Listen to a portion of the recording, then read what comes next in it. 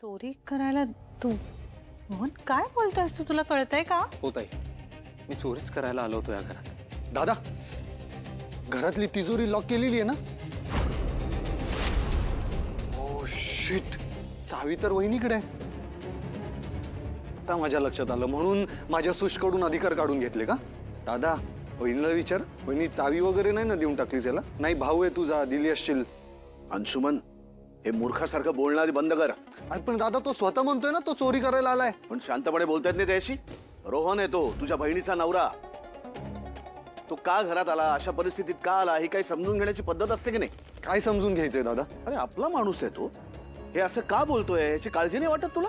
दादा हे बघ, मला आपल्या घराची काळजी वाटतेय आणि माझी काळजी लेजिट आहे दादा. मी तर म्हणतो आपण एकदा चेक करूया, घरातले दागिने, कॅश सगळं व्यवस्थित आहे की नाही.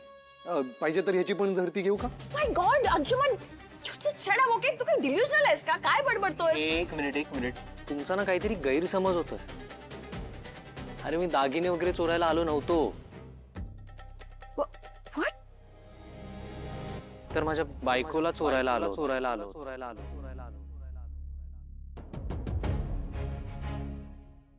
आणि सर, बिंग व्हेरी फ्रँक, जर तुम्ही सगळे असे तुटून पडला नसतात ना माझ्यावर, तर कधीच मी माझ्या बायकोला उचलून घरी घेऊन गेलो असतो.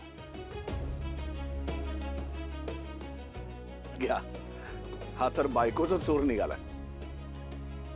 आणि हे सगळं का झालं माहितीये? एका स्टुपिड भांडणामुळे. शेवटी बाबा म्हणाले म्हणून मी एक नाटक बघायला गेलो. ग्रेट, हा ग्रेट. म्हणजे मी इथे आहे आणि तू नाटक बघायला गेलास माझ्याशिवाय? ऐक ना अधीरा, आय एम रिली सॉरी, पण तुला सांगू, त्या नाटकामुळेच मी आज इथे आलोय. ते नाटक बघून ना माझं लग्नाकडे किंवा एका रिलेशनशिपकडे बघण्याचा दृष्टिकोनच बदलला. अधीरा, मला खरंच रिअलाइज झालं ग, मी चुकलो. म्हणजे बायकोला समजावून सांगण्यापेक्षा बायकोला समजून घेणं किती महत्वाचं असतं ना, हे मला त्या नाटकामुळे कळलं.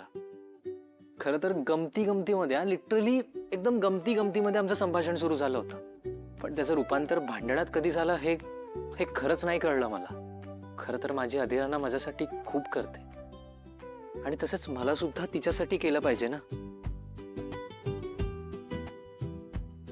कारण लग्न हे एकट्या बायकोची जबाबदारी नाहीये. खूप मोठी गोष्ट बोललास रोहन. ऍक्च्युली ताई, हे ना त्या नाटकातलंच वाक्य आहे ग. नाही पण ऐक ना ताई, अगं मला हे पटलंय, मला 200% पटलंय. मी खरं सांगतो ना, ते पाहून मी एकदम असं भारावून गेलो ग. मला असं झालेलं, मी कधी एकदा येऊन अधीरा तुझी माफी मागतो, पण अधीरा आहे ना, ती माझा फोनच उचलत नव्हती, बोलतच नव्हती माझ्याशी.